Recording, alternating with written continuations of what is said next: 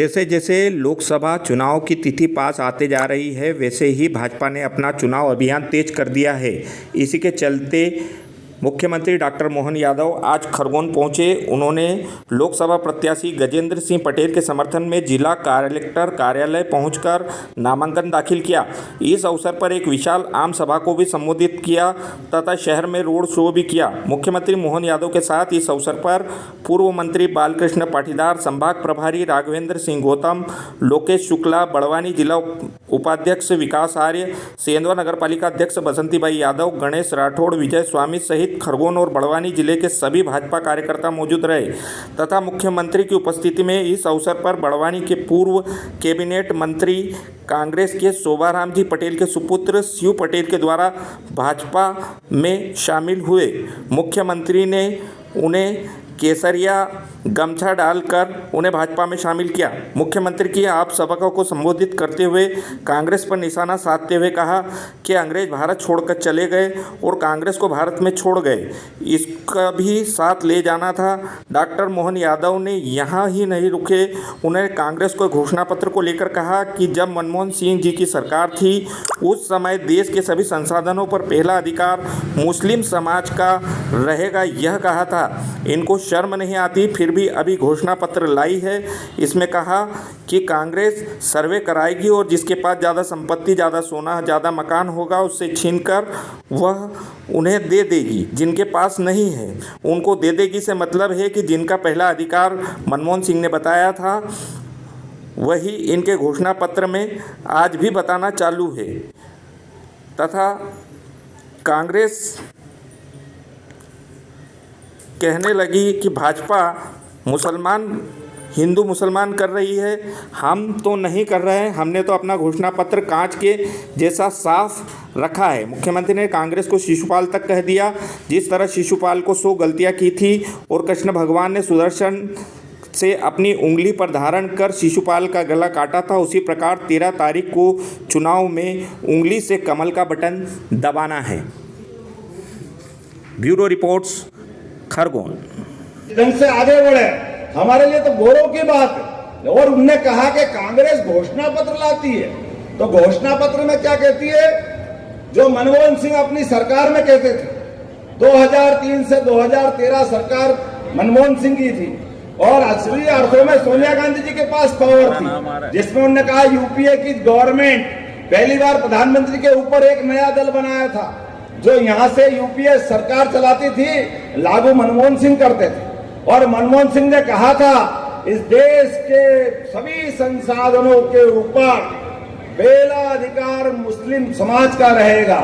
अरे बाप रे, तुम्हारे को थोड़ी शर्म आ रही कि नहीं आ रही? और अभी फिर घोषणा पत्र ला रहे हो। उस घोषणा पत्र में भी बड़ी बात कह रहे हो कि हम इस भारत के अंदर चुनाव जीतेंगे, कांग्रेस चुनाव जीतेगी। तो कांग्रेस सर्वे कराएगी, जिनके पास ज्यादा संपत्ति है, जिनके पास ज्यादा मकान है, जिनके पास ज्यादा सोना है, उनसे छीन करके जिनके पास नहीं है उनको दे देंगे। मतलब किसको दे दोगे? पहला हक किसने बताया था? किसका बताया था? हमने बोला क्या? कौन बोल रहे? आप ही के प्रधानमंत्री बोल रहे थे। आज भी है मनमोहन सिंह जी, आपकी इस सरकार सोनिया गांधी की थी। और जैसे ही हमने इनका घोषणा पत्र बताना चालू किया, हाय रे हाय रे हाय रे, छाती ठोक के आ गए सामने, आप हिंदू मुसलमान क्यों कर रहे हो? आप हिंदू मुसलमान? अरे हम क्या कर रहे हैं भाई? तुमने तो घोषणा पत्र प्रस्तुत किया, तुमको कांच बता रहे हैं। कांच के सामने खड़े होकर के किसी का एक बटन टूटा नहीं हो तो कोई कांच लगाता है क्या? किसी के माथे के बाल ढंग से नहीं तो कांच करता है क्या? अरे जो तुम होते वही कांच बताता है, और कोई करता है क्या?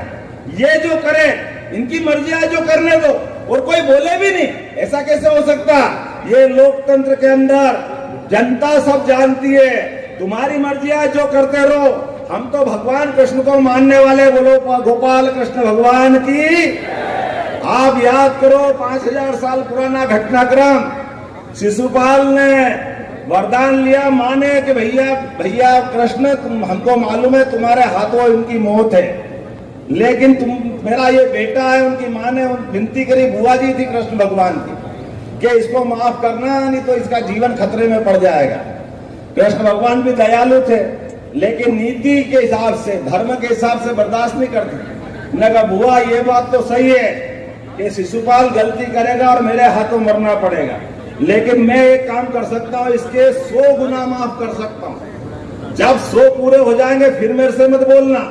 1 2 3 शिशुपाल गाली बकता गया 1 2 3 4 95 96 97 98 99 और जैसे ही 99 पूरे हुए उंगली बढ़ाई, भगवान ने सुदर्शन चक्र धारण किया और उस शिशुपाल का गर्दन समाप्त कर दिया। भगवान कृष्ण के वंशज बैठे हैं, आपकी सबकी उंगली में भी सुदर्शन चक्र है। जोरदार ताली बजा, आपकी उंगली का उपयोग बताना पड़ेगा।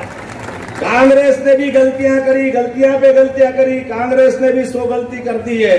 अब चुनाव वाले दिन आपको अपनी उंगली का प्रयोग करना है, 13 तारीख के दिन। जोरदार ताली बजाओ। इनके सारे आतंक का अंत करना है। जो जो इनने किया है, एक एक गिनती याद रखना, एक एक गाली याद रखना, जो जो करना था सब कर लिया।